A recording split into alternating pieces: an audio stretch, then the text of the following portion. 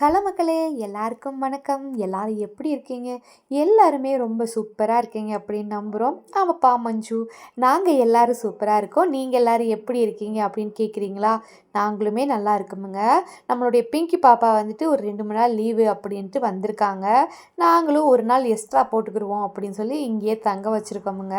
சரி வாங்க இன்றைக்கான வீடியோக்குள்ளே போகலாம். இன்றைக்கி என்னென்ன வேலை செய்ய போகிறோம் அப்படின்னு பார்த்தீங்கன்னா, நம்ம தோட்டத்தில் ஏலக்காய் அறுவடை தாங்க பண்ண போகிறோம். அதுக்கு முன்னாடி நாங்கள் காலையிலேயே தோட்டத்து பக்கம் வந்துட்டோம். ஒரு 8 மணிக்கு மேலே தான் காய் எடுக்க ஆள் வருவாங்க. சரி அதுக்கு முன்னாடியே ஒரு ரவுண்டு சுற்றிட்டு போயிடுவோம் அப்படின்ட்டு வந்தோம். அது மட்டும் இல்லை, நீங்கள் ஷார்ட்ஸ் வீடியோவில் பார்த்துருப்பீங்க, நம்ம தோட்டத்தில் களை அடிக்கிறதுக்கு ஒரு அண்ணா வந்திருந்தார்.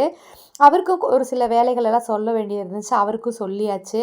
அப்படியே நம்மளும் வீட்டு பக்கம் கிளம்பலாம் அப்படிங்கும்போது இந்த எலுமிச்சம்பழத்தில் நிறைய காய் பிடிக்குமுங்க. இப்போ என்னன்னே தெரியல, காய் வந்து ரொம்ப கம்மியாக இருக்குது. நீங்களே பாருங்களேன், மச்சான் வந்து கீழே கிடக்கிற கொஞ்சம் காயை மட்டும் அப்படியே எடுத்துக்கிட்டாரு. மேலேருந்து 2 3 நாய் தான் கிடச்சிச்சுங்க பறித்து எடுக்கிறதுக்காக. அதையுமே எடுத்தாச்சு. சரி வாங்க அப்படியே வீட்டுக்கு போகலாம் அப்படின்ட்டு நாங்களும் கிளம்பிட்டோமுங்க. இது காய் எடுக்கிறதுக்கு வந்துட்டு காய் வந்து நல்லாவே பழுத்திருக்கு. இனி ஒரு 2 3 நாள் கழித்து எடுத்தாலும் பரவாயில்ல அப்படின்னு சொன்னாங்க எடுத்தவங்க. ஆனால் நல்லா தான் இருக்குது. இந்த டயத்தில் எடுத்தால் தானேங்க நல்லாயிருக்கும். அதனால் கொஞ்சம் வெள்ளனாவே எடுத்தாச்சு. மச்சானுக்கு ஒரே வெக்கம். எப்போ பார்த்தாலும் என்னையவே எடுத்துகிட்ருக்க அப்படின்ட்டு நானும் சொல்லிட்டேன். எப்போ பார்த்தாலும் நீங்கள் என்ன தானே எடுக்கிறீங்க வீடியோ, அதனால நான் இன்றைக்கி உங்களை எடுத்துடுறேன் அப்படின்ட்டு. அதெல்லாம் முடியாது அப்படின்ட்டு அவர் கொஞ்சம் என்னையும் எடுக்க ஆரம்பிச்சிட்டாரு. உறவுகளை உங்ககிட்ட ஒன்று காமிக்கணும். இந்த ஏலக்காயெல்லாம் பழுத்து 1 2 கிளி, அணில், தவளை இவங்கெல்லாம் சாப்பிட்டு கீழே விழுவாங்க. அதிலிருந்து இந்த மாதிரி ஏல நாற்று முளைச்சி வந்திருக்கு பார்த்தீங்களா? இதை எடுத்து நீங்கள் வைப்பீங்களா அப்படின்னு கேட்பீங்க. அதெல்லாம் வைக்க மாட்டாங்க. அது நல்ல கண்ணில் இருந்து அதுக்கான ஒரு சிம்பை எடுத்து கட் பண்ணி அப்படி தானுங்க பதியம் போட்டு வைக்கிறது. அப்படியே வீட்டுக்கு போயாச்சு. வீட்டுக்கு போய் கொஞ்சம் வேலையெல்லாம் நான் செஞ்சிட்டு இருந்தேன். அதுக்குள்ளேயும் மச்சான் போய் காய் எடுக்கிறதுக்கு அவங்கள கூட்டிகிட்டு வந்துட்டாங்க. எப்பயும் போல் என்னுடைய உயிர் நண்பர்கள் தான் காய் எடுக்க வந்திருக்காங்க. இந்த தடவை அவங்கள வீடியோவில் காமிக்கலன்னு வச்சுக்கோங்களேன். எல்லாருமே கோஸ்டியூம் வந்து மாறி இருக்குது. அதாவது தோட்டத்தில் வேலை செய்கிறப்ப போடுவோம் இல்லையா, அந்த மாதிரி தான் போட்டிருந்தாங்க. அதனால் கொஞ்சம் ஷையாக இருக்குது அப்படிங்கிறதுனால அவங்கள எடுக்கலைங்க. மற்றபடி ஒன்றுமே இல்லை. சரி வாங்க நம்ம போயிட்டு காய் அறுவடை பண்ணலாமா? காய் பழுத்திருக்கா, பழுக்கலையா, எத்தனை காய் பழுத்திருக்கு, எத்தனை காய் எடுக்கணும் அப்படிங்கிறதெல்லாம் பார்த்து பார்த்து எடுக்கிறவங்களுக்கு இதெல்லாம் டக்கு டக்கு டக்குன்னு தெரியுங்க. ஒரு காய் பார்க்குறப்பயும் புதுசாக பார்க்குறவங்களுக்கு கொஞ்சம் வித்தியாசமாக இருக்கும். அது கொஞ்ச நாள் ஆக ஆக அப்படியே பழகிருன்னு வச்சுக்கோங்களேன். காயெல்லாம் நல்லா தானுங்க இருக்குது. நல்லபடியாக அறுவடை கிடைக்கணும், நிறைய விளைச்சல் கிடைக்கணும் அப்படின்னு தானே ஒரு விவசாயியோட எண்ணங்களாக இருக்கும். நல்லா விலை கிடைக்கணும். அதே மாதிரி தான் நம்மளுடைய எண்ணங்களும். என்னென்னா நம்மளுக்கும் நிறைய ஆசைகள் எல்லாம் இருக்கும் இல்லையா? அதாங்க ஏலக்காய் எடுத்தாச்சு. நல்லா ஜம்முன்னு தாங்க பழுத்திருக்கு. பரவாயில்ல, 2 காய் 3 காய் வரைக்கும் எடுக்கிறாப்புல இருக்குது. அதுவே ஒரு பெரிய விஷயம். அதனால் அதையுமே எடுத்தாச்சுங்க. அதுக்கப்புறம் பார்த்திங்கன்னா நாங்கள் வீடியோ அவ்வளோவா எடுக்கலைங்க. என்னென்னு பார்த்தீங்கன்னா, மச்சான் கடைக்கு கிளம்பிட்டாரு. நானும் தோட்டத்திலே இருந்துட்டேன். காய் எடுக்கிற வேலையிலே இருந்துட்டேன். இடையில வீட்டுக்கு போக, காப்பி போட, அப்புறம் வீட்டுக்கு போக, சாப்பாடு சாப்பிட, அப்புறம் வீட்டுக்கு போய் வர, அந்த மாதிரி எனக்கே சரியாக போச்சு. தோட்டத்து வேலையும் வீடியோவும் சேர்ந்து எடுக்கிறதுக்கு முடியல. மச்சான் இருக்கார் அப்படின்னா எடுத்திருப்பார். அவர் கடைக்கு வேற போகிறனால அதை எடுக்கலைங்க. அதுக்கப்புறம் நாங்கள் சாயங்காலம் வீட்டுக்கு போய் தான் எடுத்தோம். காப்பி குடிக்கிறது, சாப்பிட்றது எல்லாம் எடுக்கணும்னு ஆசை இருந்துச்சு, ஆனால் எடுக்க முடியல. சரி வாங்க சாயங்காலம் அப்புறம் வீட்டுக்கு போயிட்டு பிங்கி பாப்பா வந்துட்டு ப்ரூ காஃபி போட்டு வச்சுருந்தாங்க. நம்மளுக்கு எப்பயுமே அந்த ஒரு காஃபி குடிக்காட்டி தலையே வெடிச்சிடும் இல்லையா? என்னப்பா இவ்வளோ நேரம் தோட்டத்தில் வேலை பார்க்குற மாதிரி இருந்தால் இப்போ என்ன ரெடியாகி உட்காந்துருக்கு அப்படின்னு பார்க்குறீங்களா? காய் கொண்டு போய் ஸ்டோரில் கொடுக்கணும் இல்லையா? அதனால ரெடி ஆகிட்டோம். அதான் ஸ்டோருக்கு போயிருக்கோமுங்க. இங்கே தான் காய் கொண்டு போய் நம்ம கொடுக்கணும்.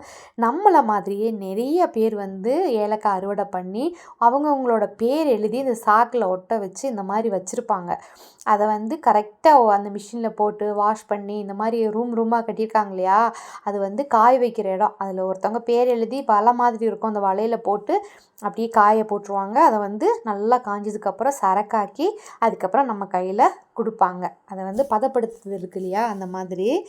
இது பார்த்திங்கன்னா வேற ஒருத்தவங்களோட காய். அவங்க காய் எல்லாமே இந்த மாதிரி கழுவி கூடையில் அள்ளி வச்சுருக்காங்க. என்னென்னா தண்ணியில் அலசி தானே வைக்கிறாங்க சுத்தமாக. அப்போ வந்துட்டு கீழே கொட்டி வச்சு அள்ளுறதுக்கு கஷ்டம். இது வந்து தண்ணியும் போய்க்கிறோம், எடுத்து கொட்டுறதுக்கும் ஈஸியாக இருக்கும் அப்படிங்கிறதுக்காக இந்த மாதிரி வாஷ் பண்ணி இதை வந்து எடுத்து வச்சுருக்காங்க. அந்த தம்பி சொன்னால், அக்கா இதை எடுக்காதீங்க, நாங்கள் கை தட்டி கீழே விழுந்துருச்சு அப்படின்ட்டு. அதனால என்னடா தம்பி, அதெல்லாம் சங்கடப்படக்கூடாது அப்படின்னு சொல்லிட்டு வந்துட்டேன். இவர் என்ன கொஞ்சம் எடுங்களேன், என்ன கொஞ்சம் எடுங்களேன் அப்படின்னாரு. எடுக்கவே அவருக்கு வெட்கம், சந்தோஷம் எல்லாம் இருந்துச்சு. அவரும் ஒரு ஹாய் சொல்லியிருக்காரு மக்களே. அதுக்கப்புறம் அதெல்லாம் குடுத்துட்டு அப்படியே வீட்டுக்கு வந்தாச்சு. பிங்கி வந்துட்டு நாளைக்கு காலேஜுக்கு கிளம்பணும் இல்லையா? அதனால அதுக்கு முன்னாடியே சரி கொஞ்சம் மீன் குழம்பு வச்சுருவோம் அப்படின்ட்டு தாங்க இன்றைக்கி மீன் எடுத்துகிட்டு வந்தோம். அங்கேருந்து வந்து வீட்டு வேலையெல்லாம் கொஞ்சம் செய்யக்குள்ளயுமே டயர்ட் ஆயாச்சு. "மறுபடியும் காப்பியா?" அப்படின்னீங்க. ஆமாங்க, மணி 7:30 ஆகுது. இந்நேரத்துக்கு காப்பி குடிச்சிட்டு நாங்கள் சமையலெல்லாம் பண்ணி எல்லா வேலையும் முடிக்கிறதுக்கு நைட்டு 10 மணிக்கு மேலே ஆயிரும் அப்படிங்கிறதுனால காஃபியை குடிச்சிட்டு கொஞ்சம் நேரம் உட்காந்து பேசிட்டு அப்படியே பூண்டு, இஞ்சி, பச்சை மிளகாய் அதெல்லாமே கட் பண்ணியாச்சுங்க. பிங்கி போகிறா காலேஜுக்கு அப்படிங்கும்போது ஒரு உள்ள என்னப்பா இவ்வளோ நாள் ஆச்சு இப்பயுமே நீ மறக்கலையா அப்படின்னு நினைப்பீங்க. அந்த ஒரு நெருடல் வந்து மறக்கவே முடியலங்க. இவ்வளோ இருந்துட்டு தான் இருக்குது. என்ன மாதிரி இப்போ பிள்ளைகளை தூரமாக படிக்க விட்டவங்களுக்கு அதோட ஃபீலிங் புரியும் அப்படின்னு நம்புகிறேன். அப்படி யாராவது இருந்தால் கண்டிப்பாக மறக்காமல் கமெண்ட் பண்ணிட்டு போங்க. அப்படியே பேசிகிட்டு இருந்தேன். என்னப்பா பாட்டி மாதிரி உட்காந்து பாருங்க என்னமோ அள்ளி வருது அப்படின்னு நினைப்பீங்க. அது பழைய காலத்து கதை. நான் சொல்ல சொல்ல என் பிள்ளை அப்படியே ரசித்து ரசித்து கேட்கும். அம்மா ஏதோ சொல்லுது அப்படின்ட்டு. அதுகளுக்கு உண்மை தெரியாது இல்லையா, நாமளும் கொஞ்சம் அடிச்சு விட்டுக்கிறது அவ்வளோதானுங்க.